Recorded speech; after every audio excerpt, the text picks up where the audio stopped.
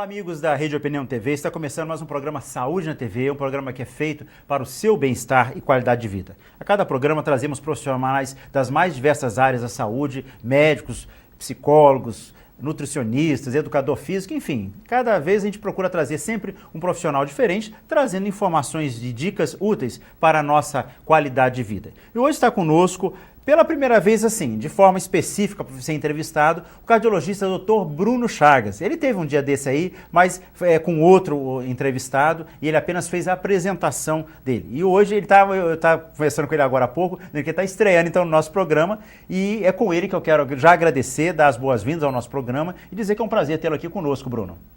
Eu que agradeço, Eliseu. Já faz um tempinho que você me convidou, né? Graças a Deus agora deu certo a oportunidade de eu estar aqui. Isso. E como já é de praxe, vocês já me conhecem, eu sempre quando trago um entrevistado novo, vou conhecer um pouquinho dele, porque ele está aqui na cidade, né? Bruno, você está há quanto tempo conosco já aqui na cidade de Araras? Há 3 anos. 3 anos, então, já aqui conosco.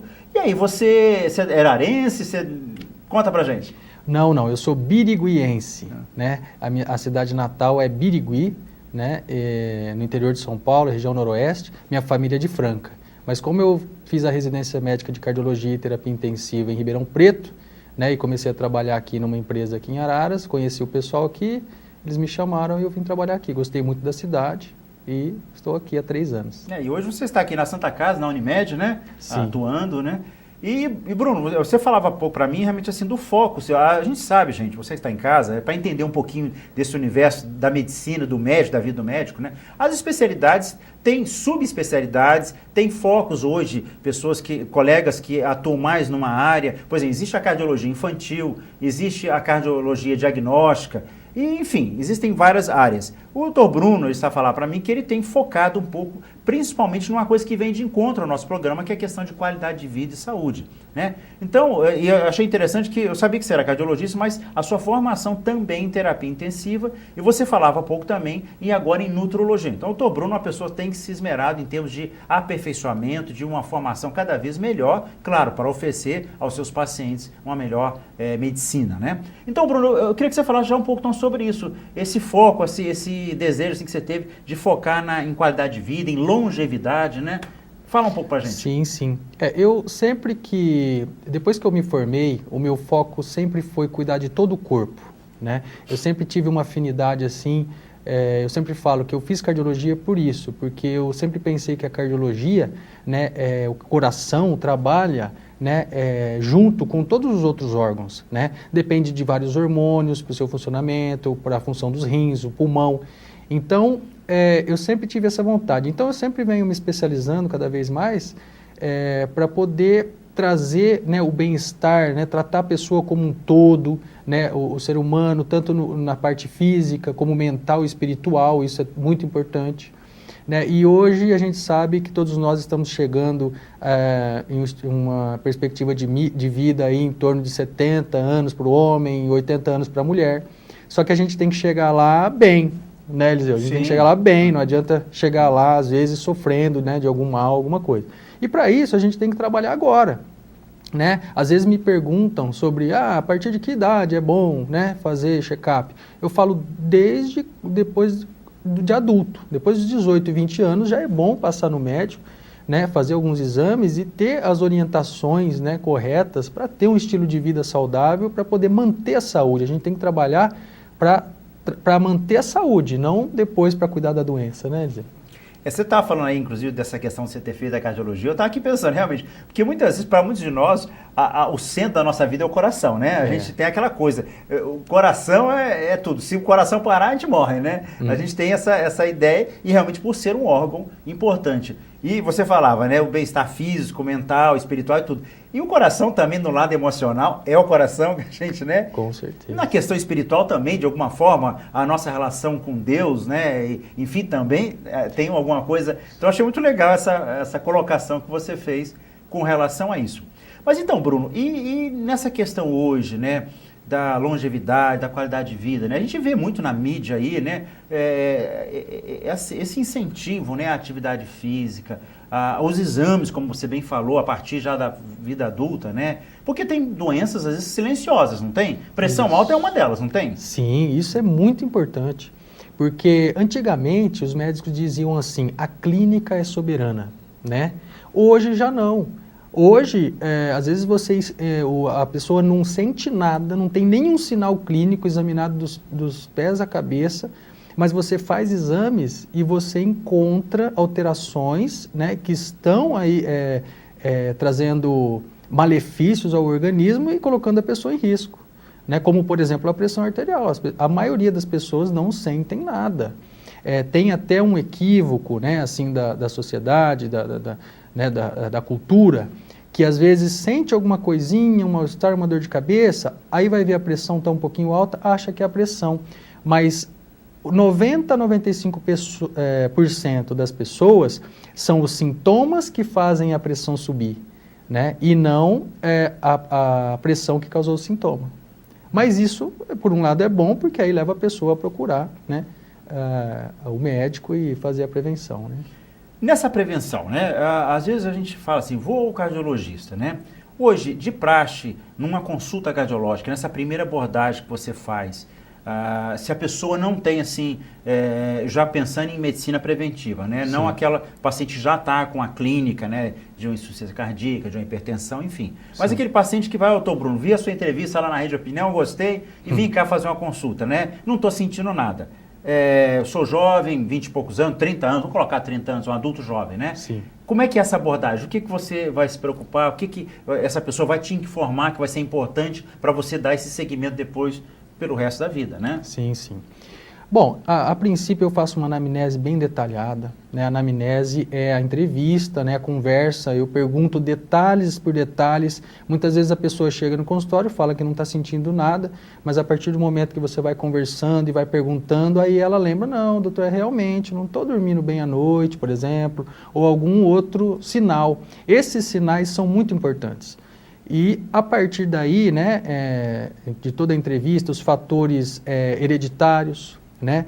Muitas vezes a pessoa tem na família alguém que teve algum problema cardíaco, ou algum problema de câncer, ou alguma outra coisa. Isso é muito importante avaliar, porque a partir daí a gente tem como prevenir, né? Porque a partir de 2003, quando descobriram o genoma humano, né, eles viram que o que manda no desenvolvimento de certas doenças não é a genética, é a epigenética. O que é a epigenética? A epigenética é o estilo de vida, né? Às vezes o gene pode ficar lá dormindo, quietinho, o gene de um câncer, por exemplo. Só que se a gente estimular esse gene, digamos com tabagismo, com bebida alcoólica ou alguns outros alimentos ou estilo de vida inadequado, esse gene vai se expressar. E aí sim vai vir a doença. Se não fizermos isso, se tivermos um estilo de vida saudável, atividade física, nutrição e os exames adequados, esse gene vai ficar lá dormindo e nunca vamos desenvolver a doença. Pô, muito interessante o que você falou, Bruno, com relação a isso. Eu normalmente, a grosso modo, eu até falo muitas vezes com meus pacientes no consultório, que 50% é genética e 50% é estilo de vida. Eu acho que vai de encontro inclusive esse termo que eu achei interessante. Estou aprendendo hoje com você aqui, a epigenética, legal, né? Epigenética. Quer dizer, então tem a genética, aquela coisa hereditária da família, que vem dos genes dos pais e da mãe, sim, e aquilo epigenético que é justamente isso, que é o estilo de vida da gente, né? Isso, é tudo que pode desencadear ou, no caso, é o gatilho, né? Que vai fazer o gene da doença se expressar. E hoje em dia, né, muito mais do que há uns 30, 40 anos atrás, todos nós estamos expostos a muitos fatores agressivos ao nosso corpo. Como, por exemplo, a própria poluição eletromagnética. Hoje é muito intensa, é muito forte para o corpo. E o corpo não deu tempo ainda para se adaptar, né, a tudo isso. Se a gente vive em média 60, 70 anos, e tudo isso aumentou muito aí de 30, 40 anos para cá, né, o corpo ainda não deu tempo de se adaptar a toda essa mudança. E também muitos produtos químicos que tem nos alimentos, né? Então, tudo isso, infelizmente, né, o corpo vai criando certa intolerância, né, vai desenvolvendo alterações e, infelizmente, as alterações muitas vezes são doenças. Aí, uma coisa que você colocou também que eu achei muito interessante, você está em casa, eu até estou voltando a tocar no assunto que eu achei importante, que a pessoa pode ter, eventualmente, uma genética, ter genes que poderiam levar, mas ele pode passar pelo resto da vida ali adormecido, como você colocou. Isso. Se você começa a estimular, como o exemplo que você deu do cigarro, sim, né? Então, ele talvez se ele não tivesse fumado a vida toda, não teria um câncer de pulmão. Sim. E porque fumou, aí ele estimulou aquele gene. Sim. Muitas vezes até o cigarro pode estimular um gene de câncer de estômago, um câncer de língua, né, um câncer de intestino, muitas outras coisas que nem está diretamente relacionado com o pulmão, né, diretamente assim. E muitas outras coisas, sabe? Hoje em dia a gente tem que tomar muito cuidado com a alimentação, principalmente. A alimentação, né, tem muitas coisas, até os agrotóxicos e tudo isso, né, tem as formas de detoxificar os alimentos para poder ficar um pouco livre desses agentes, né, tóxicos. Tem várias coisas que tudo isso na medicina preventiva, né, na medicina individualizada, né, que eu gosto de fazer, tudo isso é muito bem explicado no consultório, é muito bem orientado, porque tudo isso faz parte de uma boa saúde. Né, Eliseu? E realmente essa visão que a gente faz, visão holística, né? Quer dizer, a visão do organismo como um todo, Bruno, isso realmente é muito importante. E voltando ainda um pouquinho nessa abordagem que você faz, Bruno, quando assim, há necessidade de fazer, por exemplo, um eletro do coração, dosar colesterol, triglicéridos, que são exames muito ligados à sua especialidade, né? Quando é que você pede e que é importante fazer, começar a cuidar disso? Desses exames, um raio-x de tórax, né, também para ver pulmão, coração. Eu sempre começo pelos exames assim básicos, né, que são muito necessários, como por exemplo o eletrocardiograma. Né? No eletrocardiograma a gente pode evidenciar algumas alterações mínimas, que daí pode nos mostrar, né, que tem algum probleminha no corpo, às vezes até genético, né? E o raio-x de tórax também, que é um exame muito simples e barato, né, assim, e que nos mostra muita coisa, né, mostra o tamanho do coração, a artéria aorta, para ver se tem alguma placa calcificada, né, mostra os pulmões e tudo isso. Isso são coisas que eu sempre peço, porque é uma avaliação mínima, né? E, de acordo com o que a gente conversa no consultório, tem alguns exames que são individualizados e tem outros que é geral.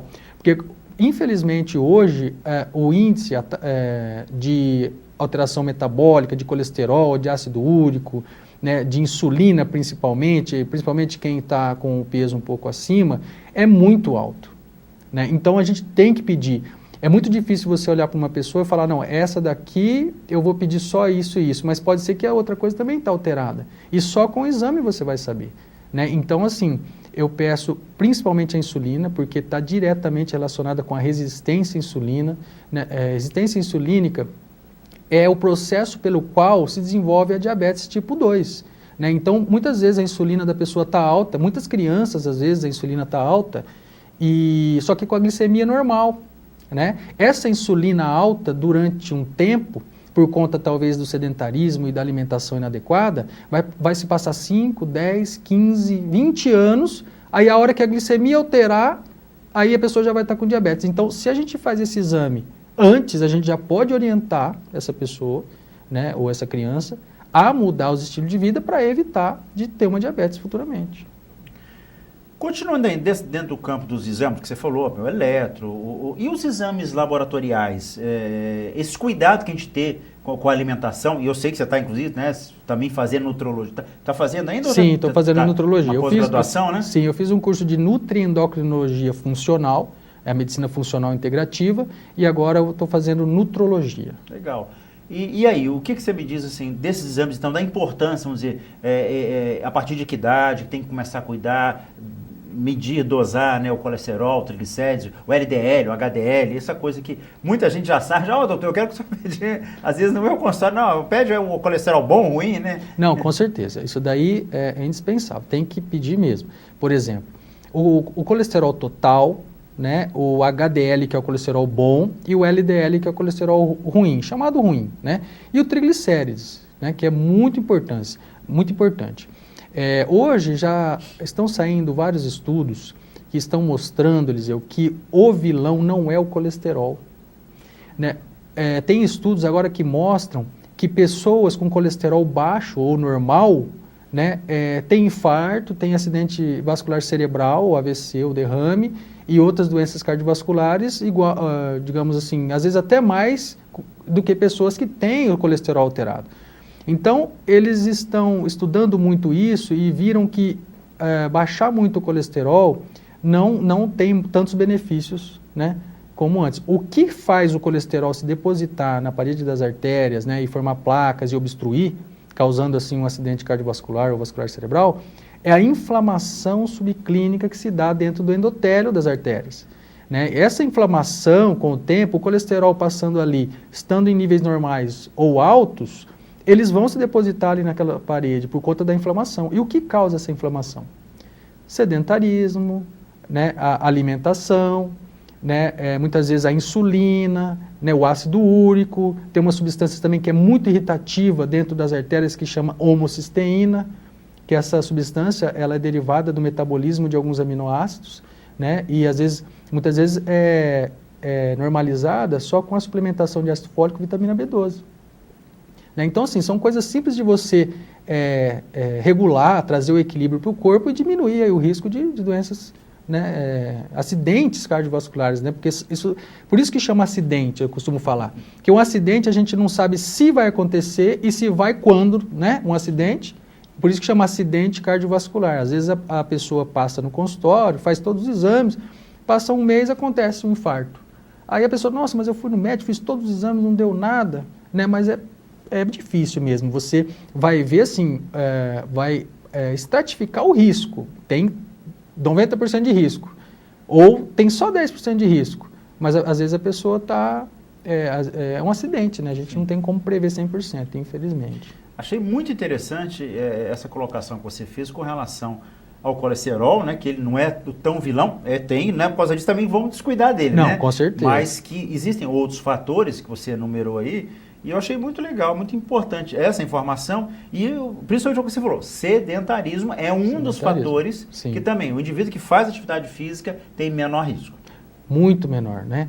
Libera vários hormônios, né, como endorfina e vários outros hormônios, né, diminui a resistência à insulina, né, diminui a insulina, diminui a inflamação, né, subclínica que a gente chama. Quando a gente fala subclínica é porque a gente não sente nada. Sim. Né, é uma coisa que fica dentro das artérias, a gente não sente nada, e você faz os exames, você detecta, e aí é onde a gente trabalha para manter todo o equilíbrio e evitar os problemas futuros. E também, você que está em casa, ele fala, doutor Bruno Chagas, cardiologista, está falando de insulina, mas isso é do diabetes, isso não tem a ver com o endocrinologista, mas você vê a importância dessa interligação que existe, né, no nosso organismo, né? Sim. E aí, dentro dessa consideração, Bruno, o colesterol é especificamente as gorduras. O triglicérides tem a ver também com os... Sim, sim. Isso é muito importante, porque assim... Mais do que o colesterol, os triglicérides são as gorduras. Porque os triglicérides, eles vêm do carboidrato, né? Tudo que é carboidrato que a gente ingere, no caso, tudo que se transforma em açúcar no sangue, né? Como, por exemplo, as massas, né? Os amido, as féculas, que são, a gente fala que são os alimentos que vêm debaixo da terra, né? E principalmente os doces, né? E tudo que é industrializado, que tem frutose, isso vai para o fígado, e o fígado vai transformar isso em açúcar, e esse açúcar vai para a célula para gerar energia. Quando a gente não gasta essa energia, né, isso se transforma em triglicérides, e do triglicérides se transforma em gordura, que é o que engorda. Né? Então, assim, esse triglicérides alto, e principalmente quando o HDL, que é o colesterol bom, que remove a gordura das artérias, está baixo, é muito pior do que o colesterol alto. Sim. Quer dizer, então vocês veem, as gorduras... das proteínas, das gorduras animais e tudo, etc. E também o açúcar. Então, por isso ele está falando sempre da questão da resistência insulínica. Sim. Tudo isso tem a ver, levando esses fatores com relação a isso.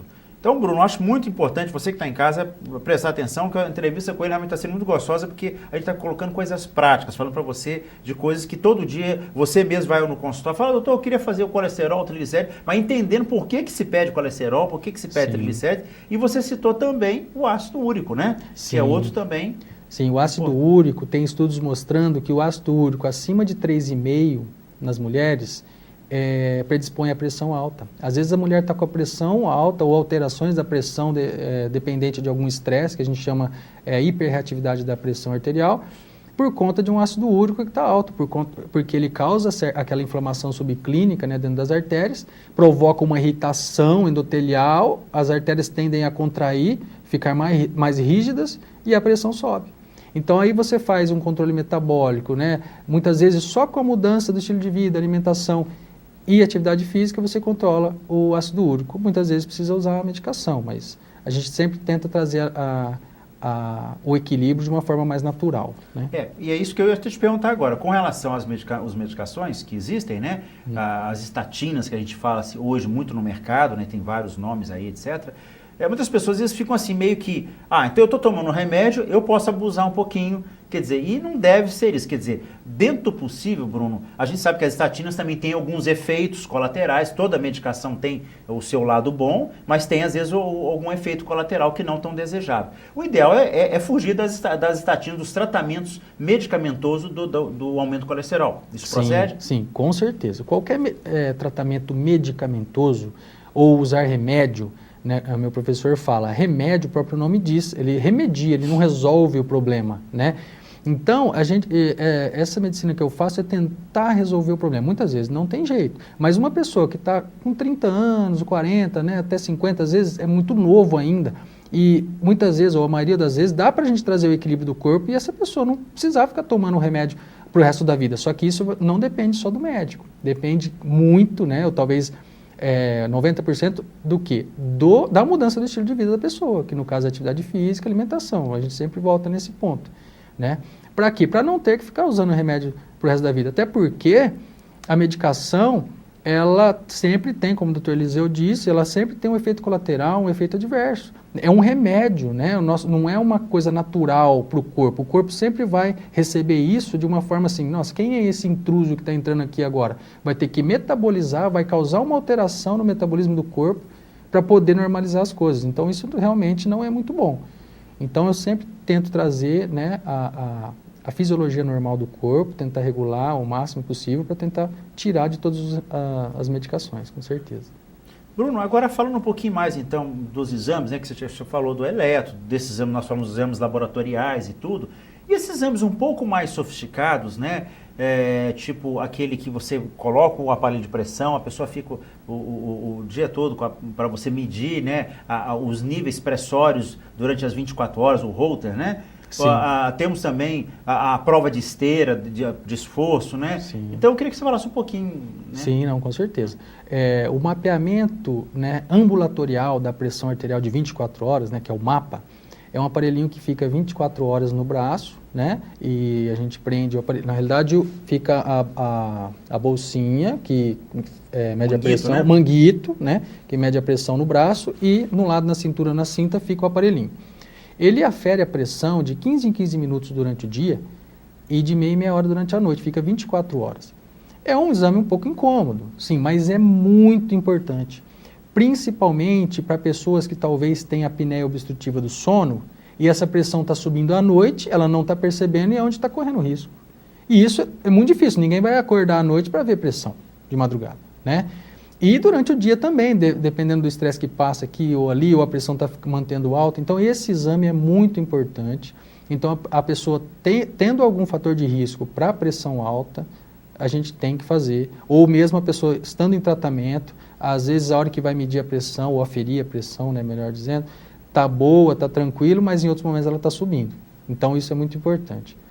O teste ergométrico, né, o teste de esteira, né, assim chamado também é um exame muito importante. Às vezes a pessoa pensa, né, às vezes as pessoas pensam que talvez seja só para avaliar a capacidade que ela tem de fazer um exercício, mas não, tem muitas outras coisas que dá para avaliar, né, como por exemplo, Eliseu, a resposta da pressão diante do estresse físico, porque o mecanismo do corpo que responde ao estresse físico é o mesmo mecanismo que responde ao estresse emocional, por exemplo.